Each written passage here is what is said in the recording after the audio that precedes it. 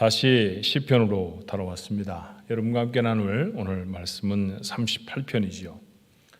시편의 5권으로 이렇게 시편이 구분되어 있는데 그중에 첫 번째 권 1권에 있는 그 시들은 대부분 다 다윗의 시입니다. 38편도 다윗의 시입니다. 이 시를 읽다 보면 아마도 깊은 병중에 하나님 앞에 드린 기도가 아닌가 그런 생각이 들게 됩니다. 상황을 추측하게 하는 말씀은 먼저 2절로 3절의 말씀이죠. 주의 화살이 나를 찌르고 주의 손이 나를 심히 누르시나이다.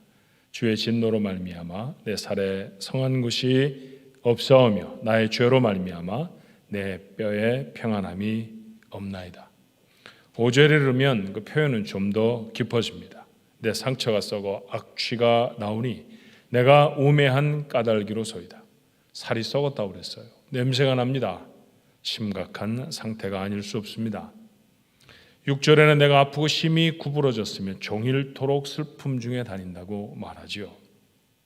7절에는 내 허리에 열기가 가득하고 내 살에 성한 곳이 없나이다.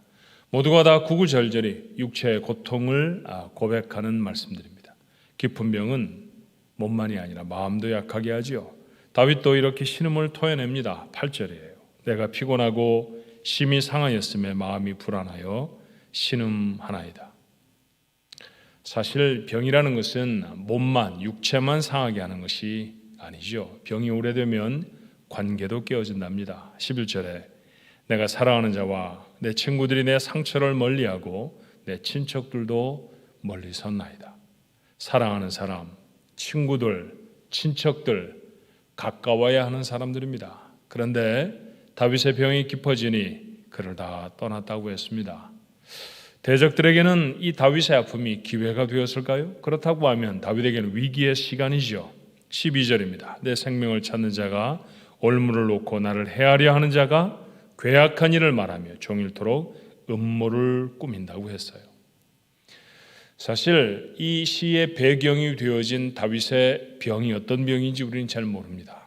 하지만 시편으로 보아서 그의 상태는 위중했던 것 같아요.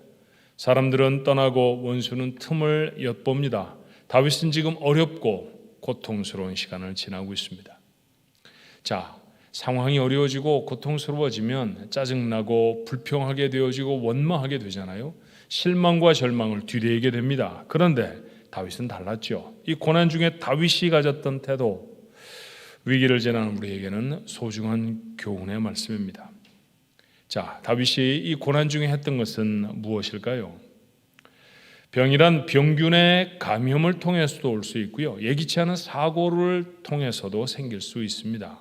그런데 다윗은 자신이 당한 이 깊은 병의 원인을 하나님 앞에서 찾으려고 합니다. 자신이 경험하는 고통이 하나님이 자신을 책망하시는 벌일지도 모른다는 생각이 들었던 것 같아요. 자, 1절은 그가 이렇게 말하죠. 여호와여, 주의 노하심으로 나를 책망하지 마시고 주의 분노하심으로 나를 징계하지 마소서. 그가 표현하고 있는 것처럼 내가 지금 당하고 있는 고통이 주의 책망이고 주님의 분노 때문이라고 하면 그는 아마도 하나님 앞에 죄를 지은 것일 겁니다. 그래서 그는 서둘러 자신을 살핍니다. 그리고 마침내 자신의 죄를 이렇게 찾아냅니다. 4절의 말씀. 내 죄악이 내 머리에 넘쳐서 무거운 짐 같으니 내가 감당할 수 없나이다. 그의 병명이 무엇인지 몰랐던 것처럼 그가 어떤 죄 때문에 이런 깊은 병에 들게 되었는지 우리는 잘 알 수 없습니다. 하지만 다윗은 하나님 앞에서 그가 저지른 범죄, 하나님 앞에 자신이 밝혀져야 할 허물을 찾아내지요. 그리고 하나님 앞에 정직하게 고백합니다. 성경 속에 수많은 인물들이 있지만 다윗은 그 어떤 인물에도 뒤지지 않는 위대한 신앙인이었습니다. 다윗이 위대한 신앙인이 되어졌던 까닭이 무엇일까요? 그가 한 번도 실패하지 않아서입니까? 그렇지 않습니다. 그는 많은 실패를 경험한 사람이었지만 자신의 실패를 하나님 앞에서 확인하고 돌이킬 수 있었던 사람이기 때문입니다. 고난은 마음을 어둡게 해요. 불평하고 원망하게 됩니다. 하지만 다윗은 고난을 당했을 때 그러지 않았습니다. 고난을 통해 그는 자신을 돌볼 기회를 갖습니다. 그가 고난 중에 했던 아름다운 태도, 우리가 본받아야 할 태도는 바로 이것이죠. 고난 속에서 자신을 돌아보는 것입니다. 그리고 사실은 이것이야말로 하나님이 당신이 사랑하는 사람들에게 고난을 허락하시는 이유가 아닐까요? 모세와 함께 애굽을 탈출한 사람들, 그 사람들을 출애굽의 1세대 그렇게 말합니다. 1세대 그렇게 말하는 까닭은 2세대가 있다라는 말을 암시하지요. 그런데 불행하게도 그 1세대는 광야에서 어린아이를 빼놓고는 다 죽었습니다. 자신이 자신의 행동에 책임질 수 있는 장년들은 다 죽었다는 얘기죠. 이유가 뭘까요? 무엇에 책임을 져서 하나님이 약속하신 땅에 들어가지 못하고 광야에 그들의 몸을 눕혀야 했을까요? 하나님을 원망하고 하나님이 세우신 모세를 원망했기 때문입니다. 하나님의 약속을 믿지 않았기 때문입니다. 하나님 앞에 지속적으로 이런 범죄를 저질렀던 첫 번째 세대는 그래서 하나님의 징벌대로 38년 동안 광야에 모두 다 죽어버렸습니다. 약속의 땅에 들어갈 수 있었던 사람들은 모세가 아닌 여호수아가 이끄는 또 다른 세대, 우리는 그 세대를 출애굽의 2세대 그렇게 말합니다. 그들은 거의 다 광야에서 태어났거나 아니면 아주 어릴 때 출애굽했던 사람들이죠. 자, 차이가 여러 가지 있을 수 있습니다만 성경을 읽어보면 모세오경의 뒤에 내구는 출애굽에 대한 사건 아닙니까? 출애굽기, 레위기는 제사라 역사적인 사건을 좀 기록하고 있지는 않습니다만 민수기와 신명기는 각각 그들이 출애굽에서 어떤 여정을 따라갔는지에 대해서 소상히 기록한 성경들입니다. 그런데 그 모세오경에 이어지는 여호수아서, 이 색다른 성경들이 각각 출애굽의 첫 번째 세대와 출애굽의 두 번째 세대가 어떻게 달랐나 하는 것을 우리에게 설명해 주지요. 한마디로 요약한다고 하면 출애굽의 두 번째 세대는 첫 번째 세대처럼 하나님과 여호수아를 원망하고 대적하지 않습니다. 상황이 훨씬 쉬웠기 때문일까요? 아닙니다. 그들은 여전히 광야를 지나는 고단한 세대입니다. 아니, 가나안 정복 전쟁을 생명을 걸고 치르려 하는 위험한 상황입니다. 생각해 보십시오.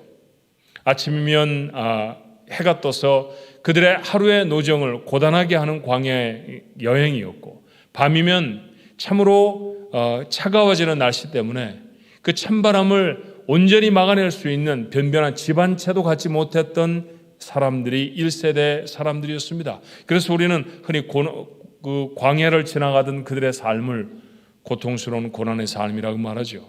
그러나 아무리 그래도 그들은 괴로운 땅을 여행하는 여행자였습니다. 그런데 출애굽의 두 번째 세대는 어떻습니까?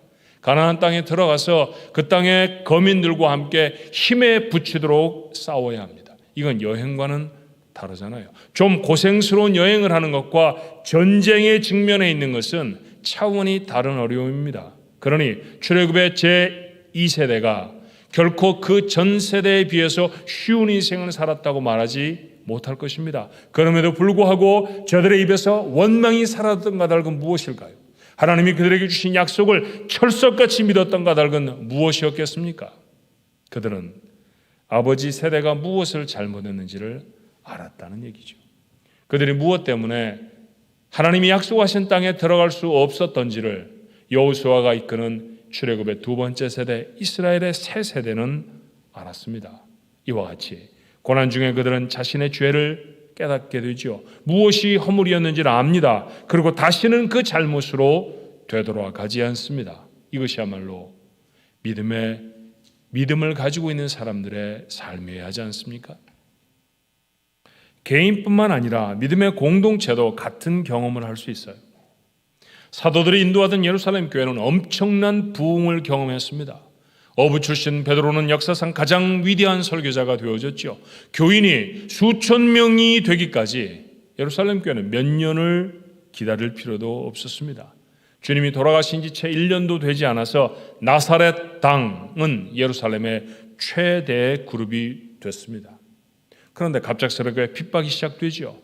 스데반이 순교를 하고 성도들은 체포되어서 감옥에 갇힙니다. 사도들은 드러내놓고 설교할 수 없었습니다. 역사상 가장 눈부시게 성장했던 교회는 핍박으로 무너져 버렸습니다. 그것도 하루아침에 말입니다. 왜 이런 일이 생겼을까요? 사도들과 장로들은, 집사들과 성도들은 자신들을 돌아보았을 것입니다. 그들은 그들의 잘못이 무엇인지 깨달았을까요? 그랬던 것 같습니다. 핍박에 흩어진 성도들은 도망한 곳곳마다에서 복음을 전파하고 교회를 세웁니다. 그런데 그들의 모습을 성경은 이렇게 증언해요. 자, 사도행전 8장 4절 5절의 말씀을 먼저 볼까요? 그 흩어진 사람들이 두루 다니며 복음의 말씀을 전할세. 빌립이 사마리아 성에 내려가 그리스도를 백성에게 전파했다고 했습니다. 흩어진 사람들이 이곳 저곳을 다니며 하나님의 말씀을 전합니다. 그리고 교회 사무를 맡기기 위해 세워진 안수 집사 중에 하나 빌립 집사는 사마리아 성에 내려가 그리스도를 백성에게 전합니다. 이때에서야 말이죠. 벌써 왔어야 할 곳 아닙니까? 그런데 그들은 사마리아 성에 내려야 하지 못하고 예루살렘에 머물러 있습니다. 교회가 점점 더 커졌죠. 예수님을 못 박은 사람들이 두려워하는 것을 보며 통쾌한 마음도 들었습니다. 그래서 그들은 그곳을 떠날 수가 없었을 것입니다. 그러나 예수님의 명령은 예루살렘에서 교회를 키우고 큰 세력이 되라고 하시는 것이 아니었습니다. 그것을 그들은 고난 중에 비로소 깨닫죠. 예수님의 원래의 명령은 무엇이었나요? 부활하신 주님 이렇게 선포하셨습니다. 사도행전 1장 8절이 기록하는 말씀입니다. 오직 성령이 너희에게 임하시면 너희가 권능을 받고 예루살렘과 온 유대와 사마리아와 땅끝까지 이르러 내 증인이 되리라. 그리스도의 증인이 되어야 할 곳 예루살렘뿐이 아니었습니다. 유다로 나아가야 하고요, 사마리아로 가야 하며, 그리고 그것을 넘어서서 전혀 유대인이 아닌 사람들에게로 나아갔어야 합니다. 그런데 그러지 못했습니다. 교회가 깨어지고 나서, 교회가 무너지고 나서 그들은 그것을 압니다. 그래서 그들은 깨달음대로 사마리아 성에 내려갔죠. 가는 곳곳마다에서 그곳은 더 이상 예루살렘이 아닌 바로 그곳에서 복음을 전파하는 사람들이 되어졌다는 것입니다.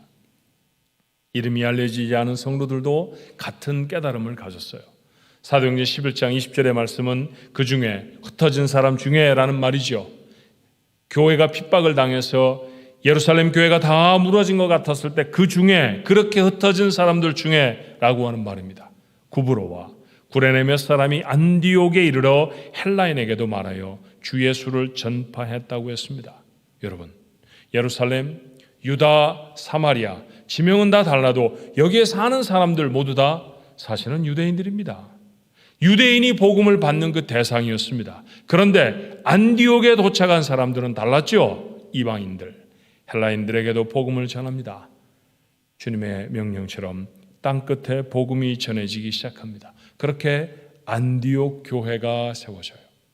역사상 가장 활발하게 선교를 시작했던 교회가 이 땅에 그렇게 시작됩니다. 그 교회를 향해 성경은 어떻게 기록하고 있는지 아십니까? 11장 26절의 말씀입니다. 만남에 안디옥에 데리고 와서 둘이 교회에 1년간 모여 있어 큰 무리를 가르쳤고 제자들이 안디옥에서 비로소 그리스도인이라 일컬음을 받게 되었더라. 예수님의 출신지 나사렛, 그 지명을 붙여서 예수님을 따르는 사람들을 나사렛 당 그랬습니다. 예루살렘에서 그들의 세력이 아무리 커져도 그들은 나사렛 당이었습니다. 그런데 하나님의 명령을 가슴에 받습니다. 그들이 이제까지 무엇을 어떻게 잘못했는지 고난 중에 깨닫습니다. 예루살렘을 벗어났죠. 유다로 퍼졌고 사마리아 땅에 내려갔습니다. 땅끝에 이르러 복음의 증거자가 됩니다. 바로 그곳에서 그들은 더 이상 당원이 아니었습니다. 그리스도를 따르는 사람들, 그리스도인, 우리가 요즘 너무나 쉽게 말하는 크리스찬이 비로소 되어진 것이죠. 행복하던 교회에 환난이 닥쳤습니다. 그 어려움 속에서 성도들은 자신들을 돌아봅니다. 받은 명령이 무엇이었는지, 그 명령을 제대로 감당하고 있는지 살폈다는 얘기입니다. 그리고 허물을 찾아냈습니다. 그리고선 다른 모습의 성도가 됩니다. 그런 사람들을 그리스도인이라고 부릅니다. 우리 이야기여야 하지 않을까요? 고난 속에서 해야 할 것이 있습니다. 지치고 실망하고 짜증내는 것이 아닙니다. 고난 속에선 자신을 정직하게 살펴야 합니다. 시편 38편에 다윗이 그랬습니다. 그런데 다윗은 고난 중에 자신을 살피는 것 말고 한 가지를 더합니다. 하나님을 찾는 것이죠. 사실 이 시를 시작하면서부터 다윗은 하나님 앞에 간구합니다. 1절의 말씀을 다시 읽어보면 그렇잖아요. 여호와여, 주의 노하심으로 나를 책망하지 마시고 주의 분노하심으로 나를 징계하지 마소서. 기도 아닙니까? 하나님 앞에 간구했다는 것이죠. 하나님을 찾아 나섰다는 얘기입니다. 기도에 꼭 필요한 것이 하나 있다고 하면 수려한 미사여구가 아니라 간절함이어야 한다는 사실을 기도해 본 분들은 아시죠? 다윗의 기도는 간절했을까요? 그랬던 것 같습니다. 13절로 14절의 말씀을 보면 이렇지요. 나는 못 듣는 자같이 듣지 아니하고 말 못하는 자같이 입을 열지 아니하오니 나는 듣지 못하는 자 같아서 내 입에는 반박할 말이 없나이다. 누군가 자신을 비난합니다. 그런데 못 듣는 사람처럼 아예 귀를 닫아버렸습니다. 그들에게 반박할 수 있는 말들이 참 많죠. 자신의 옳음을, 자신의 무죄함을 증명할 수 있는 이야기가 태산같이 많습니다. 그런데 말 못하는 사람처럼 입을 닫아버렸습니다. 그뿐이었을까요? 자신을 떠나버린 친척들, 친구들, 사랑하는 사람들에게 돌아와 달라고 부탁할 수 있지 않았을까요? 자신의 허물과 어려움을 날 좀 와서 도와달라고 부탁하는 그런 말들도 하고 싶지 않았을까요? 그런데 다윗은 입을 닫아버렸습니다. 그렇다고 하면, 다른 말로 표현하면 그는 하나님께만 말했다는 이야기잖아요. 그래요. 그는 하나님만 찾았습니다. 하나님이 중요한 것이 아니라 만이라는 말이, only라는 말이 더 중요한 것입니다. 이 세상에 잡다한 많은 대안들과 더불어 하나님을 찾으면 하나님을 안 찾는 거나 똑같습니다. 이 세상에 아무리 많은 대안이 보여도, 아무리 그것들이 실제적인 것 같아도 그것을 다 내려놓고 하나님을 찾는 자, 하나님만 찾는 자, 그가 하나님께 가까이 가는 자입니다. 병든 자의 기도라고 했죠. 병이 들은 그가 하나님 앞에 기도했다고 하면 뭘 기도했을까요? 병이 들었는데 복음이 전파되는 것을, 병이 들었는데 나라가 잘 세워지는 것을, 우리 사실 그렇게 잘 기도되지 않습니다. 그런 기도, 정말 믿음이 깊어지기 전에는 우리가 그렇게 잘 기도하기가 쉽지 않죠. 내가 지금 경험하고 있는 어려움, 내가 지금 고통스러운 것들, 내가 괴로운 것들, 그것 구하게 됩니다. 다윗도 같았을 거예요. 병에 들었습니다. 살이 썩습니다. 뼈가 쑤십니다. 아침이고 저녁이고 그 고통에서 헤어나올 수가 없습니다. 너무 괴롭습니다. 그러니 그가 입을 열어 기도했다고 하면 하나님 건강을 주세요. 하나님 고쳐주세요. 였을 겁니다. 병이 낫고 회복되는 것, 그게 다윗의 기도였겠죠. 그 소원 하나님이 하셨을까요? 당연하지요. 다윗은 이렇게 고백해요. 시편 38편 9절에 주여 나의 모든 소원이 주 앞에 있사오며, 주님이 아신다는 얘기입니다. 나의 탄식이 주 앞에 감추이지 아니하나이다. 내가 얼마나 고통스럽고 괴로운지 주님이 다 아신다는 얘기입니다. 다윗 그가 압니다. 그거 믿습니다. 하지만 그러나 하나님이 모르시는 것처럼, 하나님이 듣지 않으시는 것처럼 하나님께 구하고 또 구합니다. 1절에 한번 낫게 해주세요 라고 기도를 마친 것 아니지요. 21절로 22절에는 다시 이렇게 말해요. 여호와여 나를 버리지 마소서, 나의 하나님이여 나를 멀리하지 마소서, 속히 나를 도우소서, 주 나의 구원이시여. 간절한 기도입니다.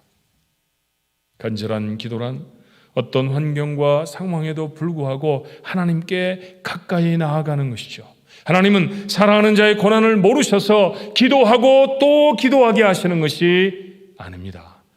기도하지 않아도 하나님 사실 아십니다. 그런데 기도하게 하십니다. 한 번이 아닙니다. 걷어 또 하게 하시고 무릎을 접게 하시고 눈물을 폭포수처럼 흘리게 하십니다. 이유가 뭘까요? 그 일을 통해 하나님께 가까이 오라고 부르시는 것이죠. 신앙생활을 하면서 나도 모르게 하나님과 멀어질 때가 있지 않습니까? 너무나 바빠서, 세상 즐거움에 빠져서, 혹은 너무 힘들고 너무 고통스러워서 하나님에게서 멀찌감치 있을 때가 있습니다. 심지어 목사도 그럴 때가 있죠. 거룩한 하나님의 일을 하는 사람들도 그럴 수 있습니다. 성경 속에 요나가 그랬습니다. 요나는 이스라엘의 선지자였어요. 선지자 뭐 하는 사람인지 아시잖아요. 백성들보다 먼저 하나님의 말씀을 알고 그들에게 전하는 사람, 그걸 보러 선지자 그렇게 표현하지 않습니까? 그런 일을 하는 사람이었습니다. 그러니 백성들 중에 그 어떤 사람보다도 하나님께 가까워야 한다는 것이죠. 하나님이 어느 날 그에게 말씀하십니다. 요나야, 니느웨에 가서 내 말을 전해라. 그런데 요나가 가고 싶지 않았어요. 니느웨 사람들은 험악한 사람들입니다. 이스라엘과 적대적인 관계에 있는 사람들입니다. 그가 가면 잡혀서 봉변을 당할지도 모르고 심하면 죽을지도 모릅니다. 그러니 무서워서 가고 싶지 않았지요. 원수의 나라입니다. 침략해 오기를 여러 번 했고요. 그 사람들에게 가족을 잃어버린 사람이 자신의 이웃 속에도 있을지 모릅니다. 그러니 그 원수의 나라에 하나님이 가서 하나님의 말씀을 전하고 그들이 회개하고 하나님께로 돌아오는 기회를 주시는 것, 그거 싫었습니다. 그래서 도망갑니다. 니느웨와 정반대 방향 다시스로 가는 배를 탔습니다. 세상에서 가장 어리석은 사람 누굴까요? 하나님의 눈을 피하려는 사람입니다. 하나님은 그런 사람 놓치지 않으십니다. 딱 걸렸습니다. 바다에 폭풍이 불어닥치죠. 배가 파손할 지경이 되는데 노련한 선장이 아무리 봐도 이 풍랑은 예사 풍랑이 아닙니다. 하나님을 분노하게 한 사람이 우리 중에 있기 때문에 이런 어려움이 있는 것이다. 그는 말하죠. 도대체 누가 잘못을 했는지 찾아내기로 하자. 그래서 제비를 뽑았어요. 요나가 걸립니다. 하나 많아지요. 요나가 걸리게 되어 있는 것 아닙니까? 그래서 사람들은 욥을 바다에 던졌고 하나님이 준비하신 물고기가 덥석 요나를 삼킵니다. 그렇게 요나는 사흘을 물고기 뱃속에서 지내야 했습니다. 물고기 뱃속을 경험해 본 사람이 우리 중에는 아마 하나도 없을 겁니다. 상상을 좀 해볼까요? 물고기 뱃속 어떤 곳이었을까요? 빛이 있었을까요? 생존의 가능성이 있습니까? 없습니다. 깜깜한 절벽 같은 곳에서 만져지는 것마다 그 큰 물고기의 위에게 점점 녹아들어가는 그런 그가 삼킨 여러 가지 물고기들의 그런 모습만 끈적끈적하게 만져지는 그런 참담한 죽음의 장소가 바로 그곳이었을 것입니다. 그곳에서 그 절체절명의 시간에 요나는 비로소 기도라는 걸 해요. 요나서 2장 1절로 2절이지요. 요나가 물고기 뱃속에서 그의 하나님 여호와께 기도하여 이르되 내가 받는 고난으로 말미암아 여호와께 불러 아뢰었더니 주께서 내게 대답하셨고 내가 스올의 뱃속에서 부르짖었더니 주께서 내 음성을 들으셨나이다. 물고기 뱃속에서가 아니라 자신의 집에서 기도할 수 있었으면 얼마나 좋았을까요? 그가 이런 고난을 당하기 전에 하나님 정말 저 가기 싫어요. 정말 가야 돼요. 몇 번쯤 더 물어봤었으면 얼마나 좋았을까요? 그가 표현한 스올, 무덤의 다름이 아니잖아요. 자, 무덤 같은 깊은 곳에 내려갔을 때 그는 비로소 하나님을 찾습니다. 하나님을 향해 섰습니다. 하나님께 가까이 나아갑니다. 그렇게 요나서 2장 전체는 요나의 간절한 기도를 담고 있습니다. 하나님께서 멀리 도망하던 요나는 그렇게 고난을 통해 하나님께 다시 가까이 나아옵니다. 뭘 해야 하는지 아시겠죠?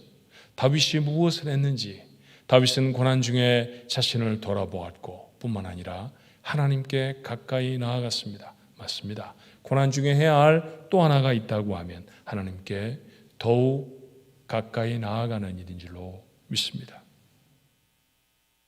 요즘 제가 듣는 말 중에 가장 걱정스러운 말이 하나 있다고 하면 일상으로 돌아간다라는 말입니다. 모두가 소원하잖아요. 아주 희망적으로 다 말하지 않습니까? 뉴스에 여러 부정적인 그 소식들을 전하다가도 앵커가 말합니다. 그래도 우리는 일상으로 돌아갈 것입니다. 희망이 차 있는 말이잖아요. 그런데 그 말이 왜 제게는 걱정스러운 말이 되었을까요? 만약에 이 말이 전과 똑같은 상태가 된다라고 하는 뜻이라고 하면 이건 심각한 문제입니다. 일상으로 되돌아갑니다. 전에 우리의 모습으로 되돌아가는 거죠.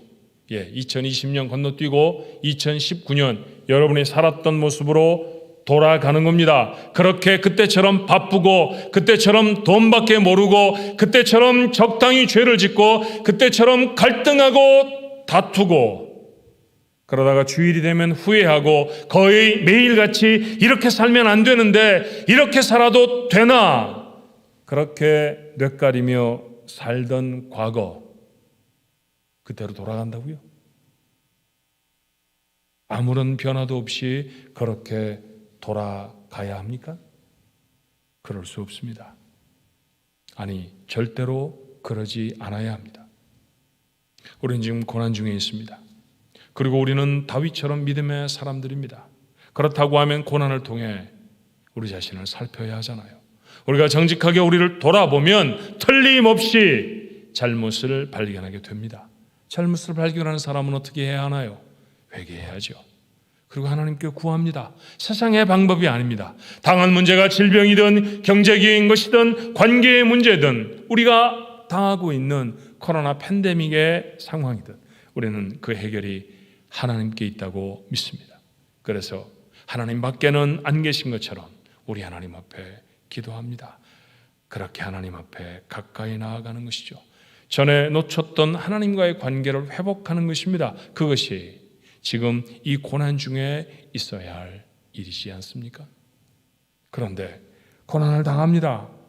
자신을 살피고 죄를 발견하고 하나님께로 돌아오는 일이 이 과정 속에 일어나지 않으면 이건 그냥 고생입니다.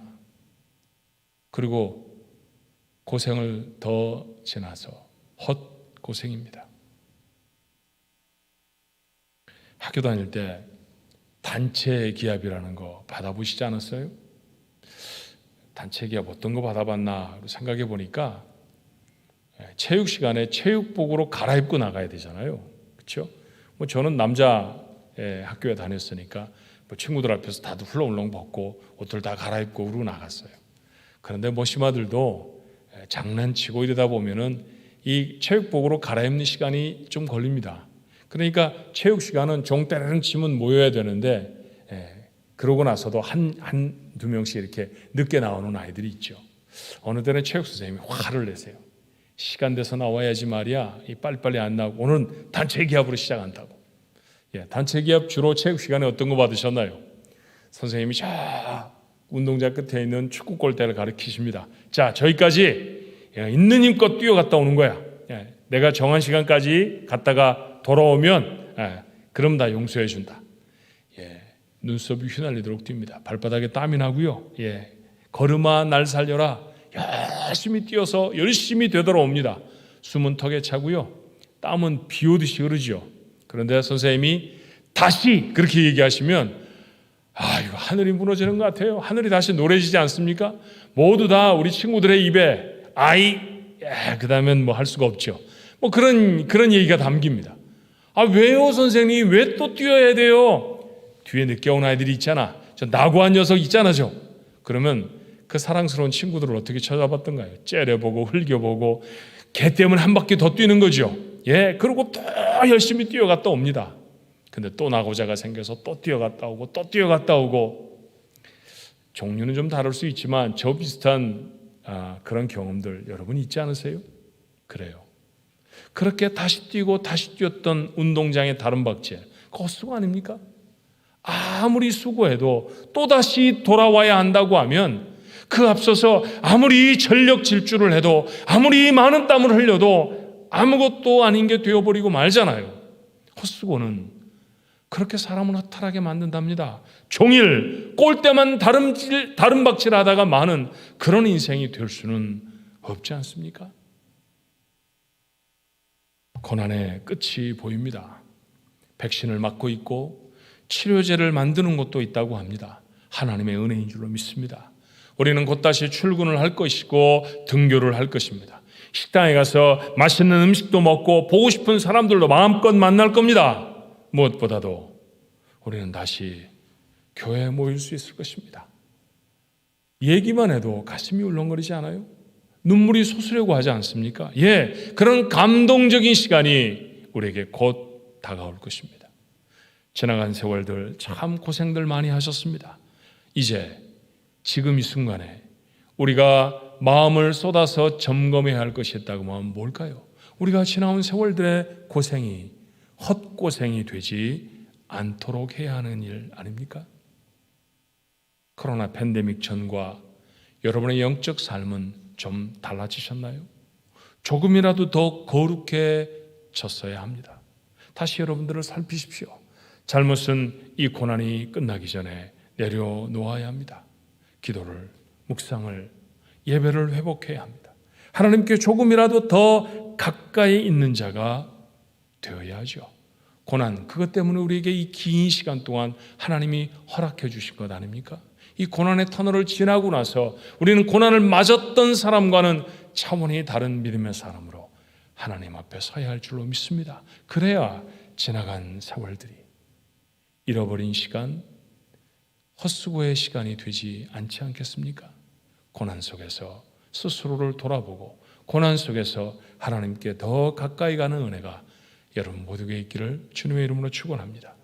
다윗은 오늘 시편 38편에 자신의 기도를 이렇게 마무리해요.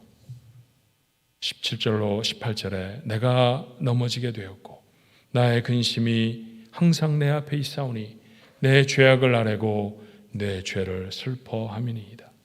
다시 말합니다. 21절로 22절이죠. 여호와여 나를 버리지 마소서. 나의 하나님이여 나를 멀리하지 마소서. 속히 나를 도우소서. 주 나의 구원이시여. 하나님이 우리를 도우실 줄로 믿습니다. 하나님이 사랑하는 우리들이 이 고난의 시간을 지나가는 동안 아픈 마음으로 우리를 바라보시며 하나님 우리를 격려하시는 것, 우리의 죄를 내려놓고 하나님께로 돌아서는 겁니다. 그 하나님 앞에 더 가까이 나아가는 것입니다. 그 일이 우리 모두에게 이루어질 수 있게 되기를 바랍니다. 오늘 우리가 찬양 하나 하면서 이 설교의 말씀을 마음에 새겼으면 좋겠어요. 이전에도 우리가 몇 번쯤 불렀던 찬양인데요, 나는 믿네라고 하는 찬양입니다. 가사가 이래요. 내게 허락하신 시련을 통해 나의 믿음 더욱 강하게 자라나고 험한 산과 골짜기 지나는 동안 주께 더 가까이 나를 이끄시네. 여러분, 오늘 이 찬양의 가사가 우리의 삶이 되어지도록 우리 마음을 담아서 우리 하나님을 찬송합니다.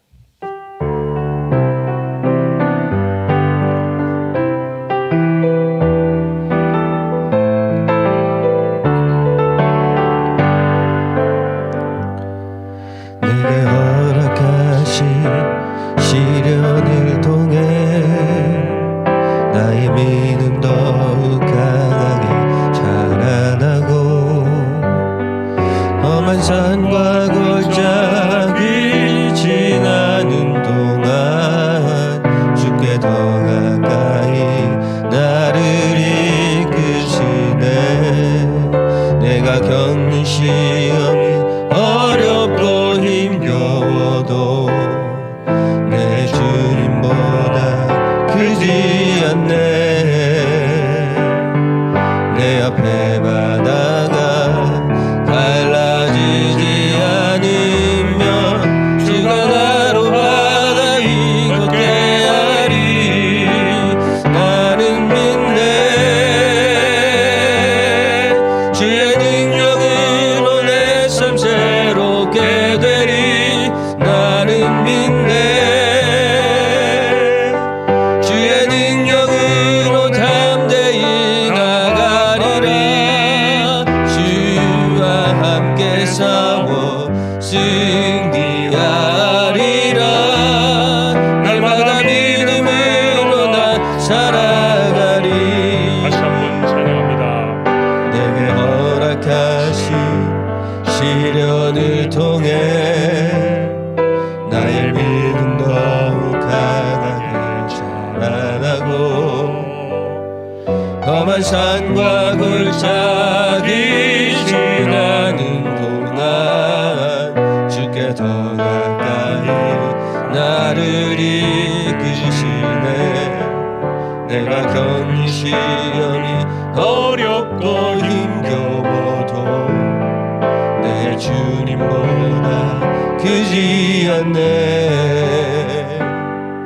내 앞에 바다가 갈라지지 않으면 주가 나로 바다 이롭게 하리. 나는 믿네 주의 능력으로 내 삶 새롭게 되리. 나는 믿네 주의 능력으로 담대히 나가리라. 주와 함께 싸워 승리하리라. 날마다 믿음으로 나 살아가리. 나는 믿네 주의 능력으로 내 삶 새롭게 되리. 나는 믿네 주의 능력으로 담대히 나가리라. 주와 함께 싸워 승리하리라. 날마다 믿음으로 나 살아가리.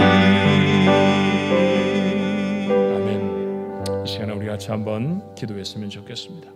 여러분이 계신 처소가 어디든지 우리 오늘 들었던 말씀, 우리가 나눴던 찬양 마음에 다시 생각하면서 하나님 아버지, 고난을 지나가는 것 주님이 아십니다. 그러나 이 고난 중에 우리가 반드시 해야 할 일, 우리의 삶을 돌아볼 수 있게 하옵소서. 하나님 앞에 허물진 것 깨닫게 하시고 하나님 앞에 고백할 수 있게 하옵소서. 오늘 이렇게 기도하는 중에 여러분에게 만약에 하나님 앞에 잘못한 것들이, 부족한 것들이 생각나면 고하고 회개할 수 있게 되기를 바랍니다. 뿐만 아니라 하나님, 내가 하나님 앞에 더 가까이 갈 수 있는 용기와 능력을 주옵소서. 내 기도에 힘을 더하여 주시고 내 예배에 간절함을 더하여 주옵시고 내 말씀 묵상에 하나님 깊이를 더하여 주시옵소서. 하나님에게 맡기신 사명들 힘을 다하여 감당할 수 있게 하여 주옵소서. 우리 하나님 앞에 한번 동성으로 기도합니다. 사랑과 내가 많으신 아버지 하나님, 오늘도 저희들에게 주의 허락하시는 말씀을 주시니 감사합니다. 아버지 하나님, 병중의 다윗이 살이 썩어 들어가고 냄새가 나고 아버지 하나님 하루 종일 고통 중에 몸부림치는 것 처참한 상황에도 불구하고 우리 하나님 앞에 나아가 기도하고 또 기도합니다. 혹시라도 내게 잘못한 것들이 있었는지 아버지 하나님 그의 삶을 살핍니다. 그리고 아버지 하나님, 죄인은 잘 알지 못하시고 다윗이 하나님 앞에 부족하고 잘못한 것들을 하나님 아버지 구할 수 있도록 하나님 그의 입술을 열어주셨습니다. 아버지 하나님 삶을 돌이킵니다. 아버지 하나님 앞에 더 가까이 갑니다. 하나님밖에 아니 계신 것처럼 사람에게 말할 수 있지만 입을 닫고 사람의 소리들에 귀를 닫아버리고 우리 하나님 앞에 나가 간구하며 더 간구해 아버지 하나님 도우심을 구하였던 것 이스라엘의 성군은 아버지 하나님 그 자리에서 나오는 줄로 믿습니다. 하나님이 함께 하시고 하나님의 능력을 경험하는 아버지 하나님의 거룩한 사람들은 바로 아버지 하나님 그 믿음의 과정을 통해서 하나님 앞에 서고지는 줄로 믿습니다. 저희도 아버지 하나님 고난의 시간을 지나갑니다. 아버지 하나님 하고 싶은 것들을 다 내려놓았습니다. 경제가 아버지 하나님 어려워지기도 했었고 우리의 건강이 심각한 위태로움을 경험하기도 했으며 사람을 잃어버리고 기회를 잃어버리고 꿈을 잃어버린 아버지 하나님 그런 시대를 지나고 있습니다. 아우나 주여, 이와 같은 고난의 때에 우리 스스로를 돌아볼 수 있게 하옵소서. 주신 말씀 내 마음에 있습니까? 하나님 그 말씀대로 삽니까? 아버지 거룩한 자들로 하나님 앞에 서 있사옵나이까? 오 주여, 우리에게 부족함이 너무 많습니다. 허물들이 너무나 많이 있사옵나이다. 죄악된 것이 너무나 많사옵나이다. 아무렇지도 않게 죄를 저지르고 아무렇지도 않게 사속적인 사람으로 살면서도 주일이면 예배당을 반복해 출입하였던 저들의 삶이 아버지 하나님 일상으로 돌아간다는 것, 그 자리로 돌아가는 것이 되어지지 않게 하나님 도와 주옵소서. 고난을 저에게 허락해 주시면 아버지 하나님 이 삶을 깨뜨리려고 하시는 것 아니옵나이까? 성숙해지게 하여 주옵소서. 거룩하지 못했던 삶들이 거룩을 힘입게 하여 주옵소서. 하나님 새롭게 기도할 수 있게 도와주시옵시고 새로운 마음으로 예배할 수 있게 하시고 새로운 마음으로 헌신할 수 있게 하시고 새로운 말씀으로 주님 주신 사명을 마음에 담을 수 있게 아버지 하나님 함께하여 주시기를 간절히 원합니다. 우리의 속사람이 달라지게 하옵소서. 분노하던 죄들이 아버지 하나님 사라질 수 있게 도와주시옵시고 하나님 아버지 비난하던 우리 입술들이 틀 수 있게 도와주시며 아버지 우리가 하나님 앞에 정직하게 있어서 하나님 앞에 순전한 자들 되어지게 아버지 도와주시기를 원합니다. 착하고 순전한 자들이 되어져서 아버지 고난을 다 마치고 난 다음에는 아버지 고난을 맞이하기 전에 우리의 모습과는 전혀 다른 성숙된 모습, 하나님의 거룩한 백성의 모습이 되어질 수 있게 아버지 도와주옵소서. 오늘도 하나님의 사람들이 말씀을 마음에 담고 하나님 앞에 간구합니다. 하나님 저들에게 깨우침을 주시옵소서. 아버지 하나님 돌이키는 기도를 하나님 앞에 드릴 수 있는 용기를 허락해 주시옵소서. 아버지 하나님 회복시켜 주시옵소서. 새롭게 하여 주시옵소서. 아버지 성숙된 하나님의 사람들이 되어지게 도와주시옵시고 아버지 하나님 온전히 그리스도인이 되어줄 수 있도록 주님 도와주시옵시기 원합니다. 하나님 앞에 영광을 돌리는 교회와 하나님 앞에 영광을 돌리는 가정들과 하나님을 기쁘시게 하는 하나님의 백성들이 되어주도록 주여 도와주옵소서. 이 고난을 통해 우리의 삶에 이루어져야 할 것들이 반드시 이루어지는 복된 시간들이 아버지 하나님 저들에게 주어질 수 있게 하나님 도와주옵소서. 오 하나님 함께해 주옵소서. 주님 인도하여 주시옵소서.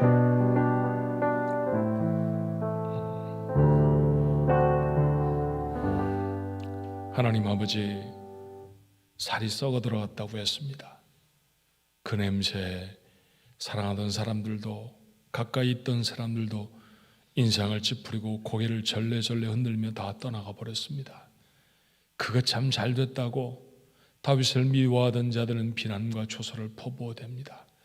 얼마나 마음이 아팠을까요? 얼마나 몸은 고단했겠습니까? 그런데 그 시간에 원망하고 신음만 하고 있었던 것이 아니라 다윗은 자신의 삶을 돌이킵니다. 내가 하나님 앞에 잘못된 건 무엇이었나? 하나님이 주신 사명은 잘 감당하고 있었나? 주의 말씀은 온전히 지키고 살았나? 나는 정말 하나님의 사람인가? 다윗은 자신의 허물을 발견합니다. 그리고 하나님 앞에 내놓고 고백합니다. 용서해달라고 했을 것입니다. 잘못됐다고 했을 것입니다. 그 다윗을 하나님은 회복시키십니다. 같은 역사가 우리에게도 일어나게 하여 주옵소서. 1년 전부터 우리를 엄습해왔던 이 코로나 사태로 인하여서 저희들이 많은 것들을 잃어버렸습니다. 많은 것들을 포기했습니다. 괴롭고 고통스럽습니다. 힘들고 어렵습니다. 하지만 이 긴 시간 동안 하나님 우리를 향해 기다리시고 또 기다리시는 것, 우리를 돌아보는 일 아닙니까? 우리가 정직하게 스스로를 발견할 수 있게 하옵소서. 이기적이었던 우리의 삶을 살피게 하시고 내 허물들 말고 다른 이들의 허물에 밝았던 저희들의 모습이 깨달아질 수 있게 도와주옵소서. 믿음이 있다고 말하면서도 입술만 이었던 우리의 모습들, 우리의 속에 하나님이 사라져버렸던 그 비고 공허해져 버린 하나님 우리의 존재를 하나님 깨달아 알게 하여 주옵소서. 하나님 앞에 나옵니다. 주님, 죄를 용서하여 주옵소서. 주심과 사명 감당하고 있습니까? 아버지 하나님, 우리에게 맡기신 일들이 온전히 감당되고 있사옵나이까? 돌아보아 하나님 사명을 회복하는 저희 가족들, 오늘 이 시간에 예배하는 하나님의 사람들 되어지게 축복하여 주시옵소서. 그렇게 스스로를 살피고 하나님께 가까이 가는 것, 고난 중에 우리에게 있어야 할 일입니다. 정말 힘든 시간을 지났습니다만 힘들고 말았어. 아무것도 된 것이 없어. 그렇게 우리의 고난의 시간을 지나지 않게 하옵소서. 비록 힘들었지만 그때 믿음이 단단해졌다고, 그때 내 기도가 깊어졌다고, 그때 사명을 다시 붙잡았다고 그렇게 고백할 수 있는 저희들 모두가 되게 해 주시옵소서. 고난을 지나마 아버지 하나님 앞에 다시 섰을 때 성숙하고 변화된 우리 모두의 모습이 되어지도록 하나님 축복해 주시옵소서. 예수님의 이름으로 간절히 기도하옵나이다. 아멘.